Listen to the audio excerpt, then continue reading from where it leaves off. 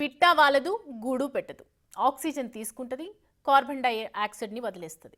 నీళ్లు కూడా అవసరం లేదు, భూమిలో నాటితే చాలు అలా పాతుకుపోతుంది. మన ప్రాణాలకే ఎసరు తెస్తుంది. ఇదంతా చెట్టు చేస్తుందంటే నమ్ముతారా? చెట్లంటే ఆక్సిజన్ బ్యాంకుల్లాగే మనకు తెలుసు, కానీ ఇది అలా కాదు. దీనివల్ల మేలు జరగకపోగా విపరీతమైన నష్టం వాటిల్లుతుంది. అదే కోనోకార్పస్. ఇది పక్కనుంటే మనకే హెల్త్ లాస్.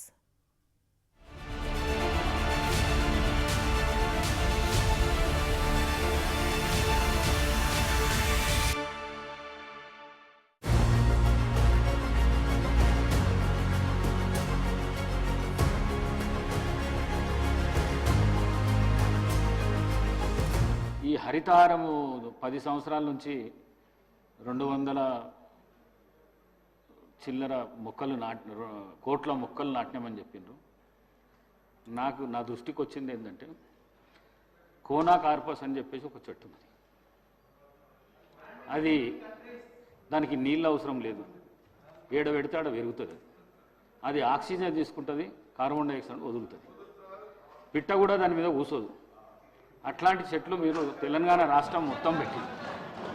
ఒకటి 1 మినిట్ నేను ప్రభుత్వానికి కూడా సూచన ఏం చేస్తున్నంటే, ఈ కోనోకార్పస్ చెట్లు ఎక్కడైతున్నాయో వాటిని అన్నిటినీ తీసేయవలసిందిగా ప్రభుత్వానికి నేను విన్నారుగా. ఇది కోనోకార్పస్ కహాని.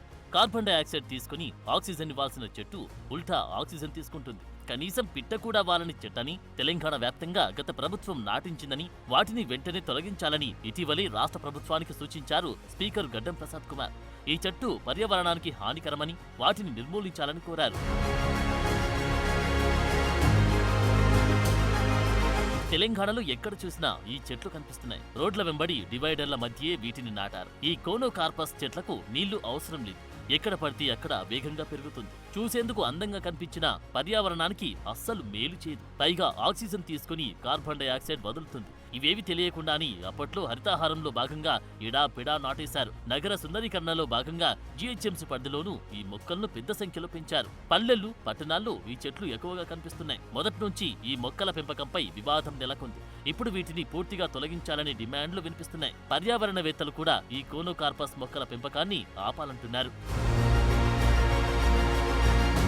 కోనోకార్పస్ చెట్లపై ఇది కొత్తగా జరుగుతున్న చర్చమీ కాదు. వీటిని తొలగించాలన్న డిమాండ్ ముందు నుంచే ఉంది. తెలంగాణ, మధ్యప్రదేశ్, మహారాష్ట్రలో అప్పట్లోనే కోనోకార్పస్ పై విస్తృతమైన చర్చ సాగింది. పూణే కార్పొరేషన్ నిర్వహించి పబ్లిక్ పార్కుల్లో కోనోకార్పస్ మొక్కల పెంపకాన్ని చేపట్టొద్దని అక్కడి పర్యావరణవేత్తలు మహారాష్ట్ర ప్రభుత్వాన్ని కోరారు. తెలంగాణలోనూ గ్రామ పంచాయతీల ఆధ్వర్యంలో నిర్వహిస్తున్న హరితాహారం వనంలో నర్సరీల్లో కోనోకార్పస్ మొక్కల్ని పెంచొద్దని అప్పటి తెలంగాణ సర్కార్ ఆదేశాలు జారీ చేసింది. ఇప్పుడు స్పీకర్ గడ్డం ప్రసాద్ కుమార్ ఈ చెట్ల గురించి అసెంబ్లీలో ప్రస్తావించిన తర్వాత మరోసారి ఈ కోనోకార్పస్ పై చర్చ మొదలైంది.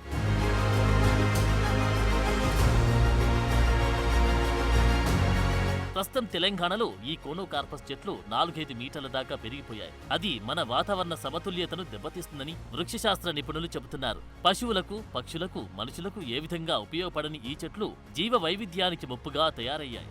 అందువల్లే వీటిని తొలగించాలని కోరుతున్నారు. కోనోకార్పస్ ఎరెక్టస్గా పిలువబడే ఈ చెట్టు కామ్రటేసి బొటానికల్ కుటుంబానికి చెందినటువంటిది. ఈ మధ్యకాలంలో తెలుగు రాష్ట్రాల్లో ఎక్కువ సంచలనంగా మారింది. గత కొన్ని సంవత్సరాలుగా తెలుగు రాష్ట్రాలలో హరితహారం పేరిట, వన మహోత్సవాల పేరిట కొన్ని వందల కిలోమీటర్లు రహదారుల వెంట మరియు రహదారుల మధ్యలో ఈ కోనోకార్పస్ ఎరెక్టస్ నాటడం జరిగింది. స్థానిక మొక్క కాదు కాబట్టి స్థానికంగా ఉండేటువంటి జీవ వైవిధ్యం చాలా దెబ్బతింటుంది.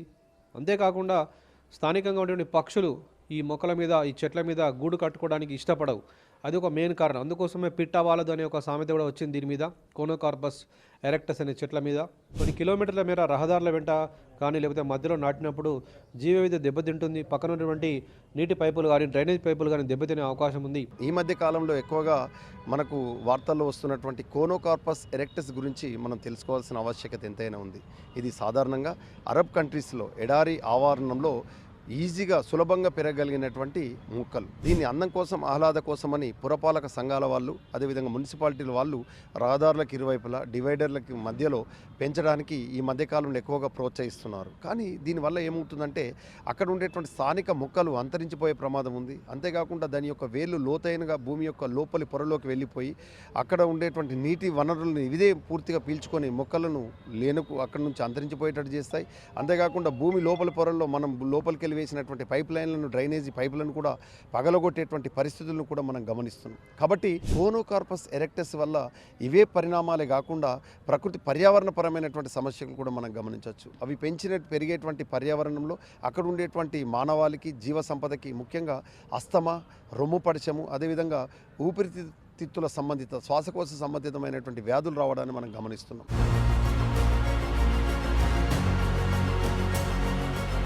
కోనోకార్పస్ చెట్టు విదేశీ మొక్క అయినప్పటికీ భారత నేలలు విస్తారంగా పెరిగి గుణాలున్నాయి. ఇది స్థానిక వృక్ష జాతులకు, పర్యావరణానికి, జీవ వైవిధ్యానికి, ప్రజల ఆరోగ్యానికి ముప్పుగా మారింది. ప్రకృతి సమతుల్యతను దెబ్బతీస్తోంది. ఈ చెట్లు భారీగా పుప్పొడిని విడుదల చేస్తాయి. ఇది మనుషుల్లో శ్వాసకోశ సంబంధిత వ్యాధులు, అలర్జీలు, ఆస్తమా లాంటి ఆరోగ్య సమస్యల్ని కలిగిస్తాయని వైద్య నిపుణులు చెబుతున్నారు. ఈ మధ్య తరచుగా వినే పేరేంటిది అనంటే కోనోకార్పస్ మొక్కలు. ఈ మొక్కల వల్ల మనకి పర్యావరణాన్ని హాని చేయడమే కాకుండా ఇతర మానవాళికి ఎంతో ఇబ్బందికరంగా కూడా ఉంటుంది. వాటి నుంచి వచ్చేటటువంటి పుప్పొడి వల్ల చాలా వ్యాధులకు గురి అవ్వడం, వాటిని తీసుకోవడం వల్ల ఊపిరితిత్తులకు సంబంధించినటువంటి వ్యాధులు కూడా వస్తున్నాయి. విదేశాల నుంచి దిగుమతి చేసుకునేటటువంటి మొక్కల్లో కోనోకార్పస్, మనం దాన్నే ఏడాకుల చెట్లు అని చెప్పుకుంటున్నాము. అవి చూడ్డానికి చాలా గ్రీన్గా మంచి అందంగా కనబడతాయి. కానీ అవి పొద్దున పూట మనకి ఇచ్చేటటువంటి ఆ స్మెల్ కూడా ఒక ఫస్ట్లో బాగానే అనిపిస్తుంది. తర్వాత వాటి నుంచి వచ్చేటటువంటి పుప్పొడి చాలా వరకు కూడా ఈ న్యూమోనియా వ్యాధులు, ఊపిరితిత్తులు అటువంటి వ్యాధులకు సంబంధించినవన్నీ కూడా వాటి వల్లనే వస్తున్నాయి. కాబట్టి ఆ మొక్కలను సాధ్యమైనంత వరకు మనము దాదాపు వాటిని విస్మరించాలి. అంటే వాటిని మనం పెంచడము అనేటటువంటిది ఆపాలి. ఇది అందరి బాధ్యతగా కూడా మనం తీసుకుందాము.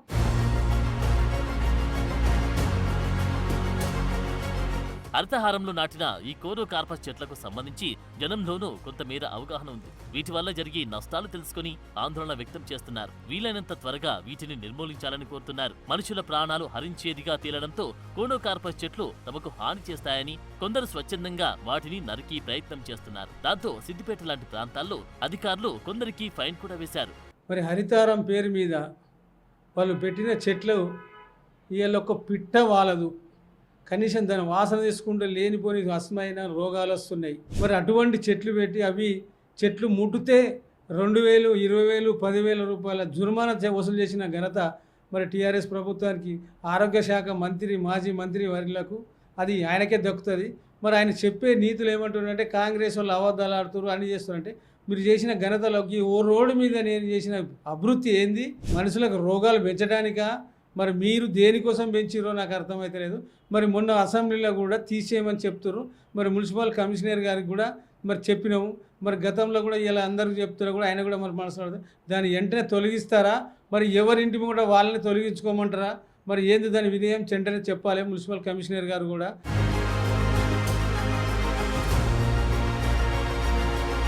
పట్టణాల్లో పచ్చదనాన్ని పెంచేందుకు చాలా దేశాలు గుబురుగా పెరిగి ఈ కోనోకార్పస్ చెట్లని ఎంచుకున్నాయి. భారత్, పాకిస్తాన్, అరబ్, మధ్యప్రాచ్య దేశాల్లో ఈ మొక్కలు రోడ్లు, గార్డెనింగ్, కమ్యూనిటీ అవెన్యూ ప్లాంటేషన్లు భాగంగా విస్తృతంగా పెంచారు. ఇంతకు మించి వీటితో ఎలాంటి లాభం లేదు. నాటిన కొన్నాళ్లలోనే ఏపుగా పెరుగుతుంది. చూసేందుకు కోన్ ఆకారంలో పచ్చగా, అందంగా, ఆకర్షణీయంగా కనిపిస్తుంది. దీని ఆకులు పశువులు తినవు, పక్షులు వాలవు, గూళ్లు పెట్టవు. ఈ చెట్టు నీడన పచ్చిగడ్డి కూడా మొలవదు. పైగా భూగర్భ జలాన్ని గట్టిగా పీల్చేస్తుంది. దీని వేర్లు భూమి లోపల అడ్డు వచ్చి డ్రైనేజీ వ్యవస్థల్ని, పైపు లైన్లని, కేబుల్లని కూడా చీల్చుకొని వెళ్లిపోతాయి. వీటన్నిటికి మించి కోనోకార్పస్ చెట్లు విడుదల చేసి వాయువులు మనుషుల్లో శ్వాసకోశ సంబంధిత వ్యాధులకు దారితీస్తాయి. అందువల్లే వీటి పెంపకంపై ప్రయత్నాలు వెనక్కి తగ్గుతున్నాయి. కోనోకార్పస్ చెట్లు పర్యావరణానికి, ఆరోగ్య సమస్యలకు కారణమవుతుందని వృక్ష పర్యావరణ నిపుణులు ఆందోళన వ్యక్తం చేస్తున్నారు. దాంతో ఈ మొక్కల పట్ల వ్యతిరేకత మొదలైంది.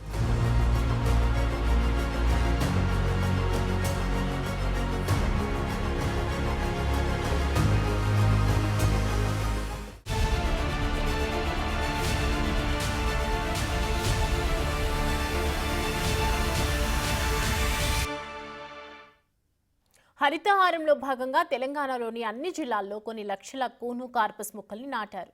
వీటి పెంపకం కోసం కోట్లు ఖర్చు చేశారు. వాటితో పల్లెలు, పట్టణాల్లో మినీ అడవిని సృష్టించామని సంబరపడ్డారు. నీడనిస్తున్నాయని మురిసిపోయారు. కానీ ఇప్పుడు అవే విషం చిమ్ముతున్నాయి, టెన్షన్ పెడుతున్నాయి. అసలు ఈ కోనో కార్పస్ ఎక్కడి నుంచి వచ్చింది? తెలంగాణలో ఎలా పాతుకుపోయింది? ఇప్పుడు గనక వీటిని తొలగించకపోతే భారీ మూల్యం చెల్లించుకోక తప్పదా?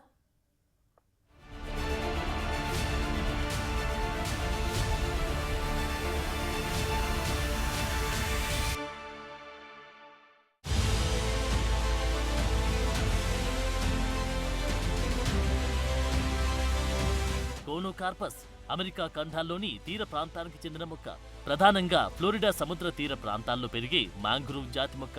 అరబ్, మధ్యప్రాచ్య దేశాల్లో దీనిని దమన్ అని పిలుస్తారు. పచ్చదనంతో పాటు ఎడారి నుంచి వచ్చే దుమ్ము, ఇసుక తుఫాన్లకు, వేగంగా వీచే వేడిగాళ్లకు అడ్డుగోడలా పనిచేస్తాయని ఆ దేశాల్లో వీటిని విస్తృతంగా నాటారు. అయితే కువైట్, ఖతార్, యుఏఈ లాంటి దేశాలు నర్సరీలు దీని పెంపకం, దిగుమతుల్ని నియంత్రించారు. కానీ పట్టణాల్లో వేగంగా గ్రీనరీని పెంచేందుకు ఈ మొక్కే బెటర్ అని చాలా దేశాలు దీనివైపు మొగ్గు చూపాయి. ఏపుగా పెరుగుతుందని కాబట్టి ఆ ప్రాంతాలను సందర్శించిన నర్సరీల నిర్వాహకులు, మన ప్లాంటేషన్ నిపుణులు ఈ కోనో కార్పస్ ని భారత్ కు తీసుకొచ్చారు. మున్సిపాలిటీలు, అర్బన్ ఏరియాల్లో నాటారు. ఇది మన ప్రాంతానికి చెందిన మొక్క కాదు కాబట్టి పర్యావరణ సంబంధమైన దుష్ప్రభావాలు కలిగిస్తుంది. అంతేకాదు శ్వాసకోశ వ్యాధులు, అనేక రకాల ఎలర్జీలకు కోనో కార్పస్ కారణమవుతుంది. ఈ మొక్కలు విడుదల చేసి వాయువులు పీలిస్తే శ్వాసలో ఇబ్బందులు తలెత్తే అవకాశం మెరుగ్గా ఉన్నాయి. ఇప్పటికీ ఆస్తమా, చర్మ సంబంధ అలర్జీలు ఉన్నవారికి ఇవి ఎక్కువ ప్రభావం చూపుతాయి.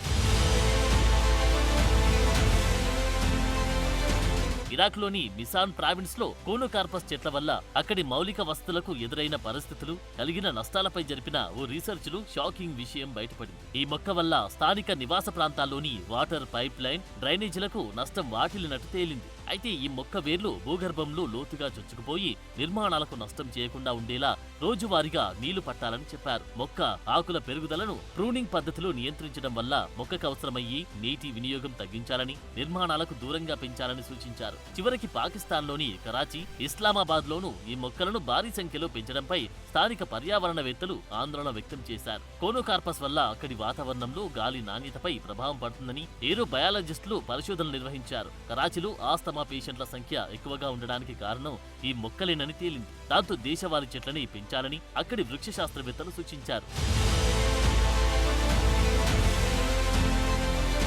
సహజంగానే మ్యాంగ్రూవ్ జాతి మొక్కలు బలమైన వేళ్లు కలిగి ఉంటాయి.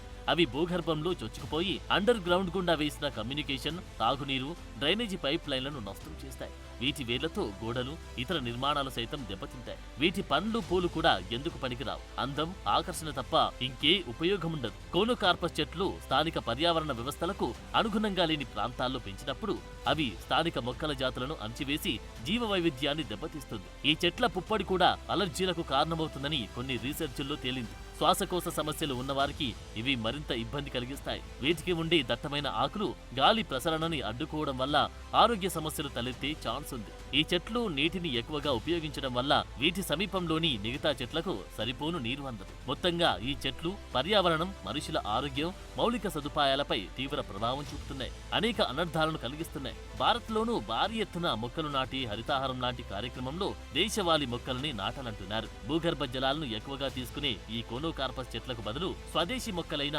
చింత, వేప, మర్రి, పొగడ, ఆకాశమల్లె లాంటి చెట్లను నాటాలని వృక్షశాస్త్ర నిపుణులు చెబుతున్నారు.